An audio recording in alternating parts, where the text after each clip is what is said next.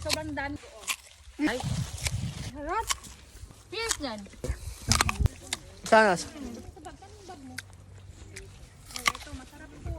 Yun ho mga kapuging lamig. For today's video, samahan nyo ho kami ng aking misis. Tayo mamumuti ng pears, green apple at red apple din sa ating kababayan din sa Australia. Ari pala'y pangarap ko pa nung bata ako yung makakita sa personal ng puno ng apple. Ay kaya ako may excited ng misis ko din eh. Ari palang pupuntahan namin ari ay din sa Maynilaware. Mga 35 minutes drive lang pala yon from CBD ng Warrnambool. Yung po palang pupunta naming lugar ay daan din papunta sa aming trabaho kaya medyo alam na namin ng daan din eh. Yun ho palang pupunta naming lugar ay area ng dairy farming kaya pagkakaraming baka.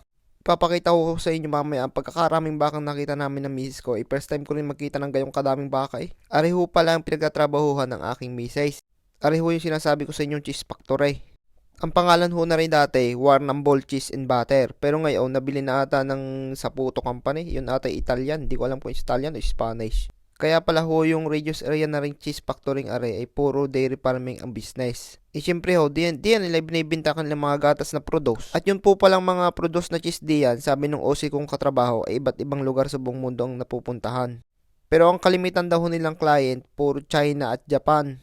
Ay hindi lang ho pala cheese ang pinoproduce ng factory iyan Meron din hong whey, butter, at skim milk. At saka meron din ho yung raw product na inihahalo sa formula milk. Nag-iisa lang daw ho yan din sa Australia na nagpo-produce ng raw material ng ganyan na hinahalo sa formula milk. Ay kaka-proud nga naman.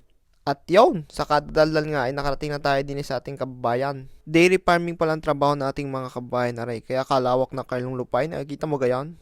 I-entrance pa lang yan, ay doon pa ang bahay ng mga yan, doon pa, yung sa may puting yun. At yun, makikita mo pagkakaraming baka.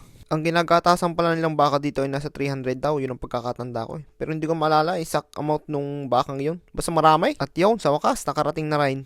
At ayun, pagkarating, pinapasok agad kami sa loob. Kasabi ni sa loob, naka-aircon, ay, kainit nga ng panahon na rin. Yun, tapos kami pinakain muna. Kabait nga naman ng mga Pilipino, napaka-hospitable. Sila pala yung mga taga Mindanao din, kaya sila nagkaintindihan ng misis ko. Pareha sila ng salita, ay Bisaya ay.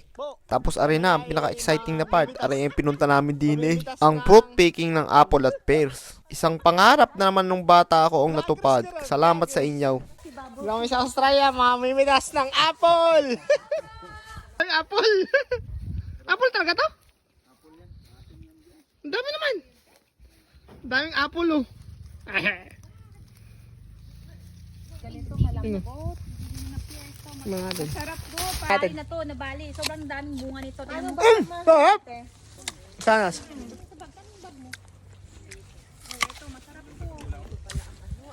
Pwede na yan, kuha mo. Mahihinog din naman yan eh. Yan o, yan o. Ang dami pa lang mo kay mansanas. Masarap na.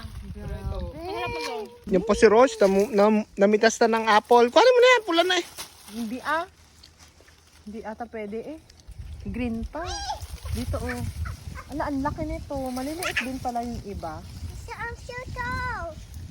Ala, ang ganda. Mag ano pa yan siya? Mag-change color ba yan? Mag-red pa yan? Ay, Kasi ito, green apple. Green na apple. Oh, green lang talaga. Masarap na yan, Rol. Sinan mo. Ito? Masarap na ako. Tikman mo. Tingnan mo. Ito, tingnan mo. Kuha ka isa. Masarap na. Ay, kuha. Dami-dami dyan. Oh, tingnan mo, tingnan mo. Di ko pa kalating mali. Sarap na. Yan kunin mo. Ito, masarap na to. Kaya kuha mo, damihan mo. Bilisan mo na. Ito sa asin. Saka sa bagoong. ala, magkakaiba ang mga ano natin te. Ang Bisaya mahilig sa toyo. Tayo, tsaka. Ang ano Ilocano te suka. Ay. Kami na lang. Daming apple oh. Maliit na apple. Hindi na tayo maghihingi sa saputo dyan. Ba't kasi papayag pa dito nga? Ay, mas malaki. Yun, daming apple. Green apple po, green apple. Tingnan natin kung anong lasa ng green apple. Kasi red tong kinuha ko. Itong green tingnan natin. Kahit ano pala ate. Mas masarap yung green, mas masarap. Sarap yung green. Uwi na kami, bye-bye. Bye-bye ka na, mami. Ano sila? Pagod ako. Pumasok na. Hi! Ay, ayoko niya. Pero nakuha namin. Nasaan na yung nakuha namin supot? Ayan. Ito. So, Cherry. tapos nung kami pauwi na, ay nadaanan namin rin pagkakaraming baka. Kami nag-stop muna, kami nagpicture. First time ko nagkita ng pagkakaraming baka. Dinaig pa ang Padre Garcia eh. Kaya rin misis ko, tuwang-tuwa. Mga sa baka si Raja. Tayong baka oh. Grabe yan.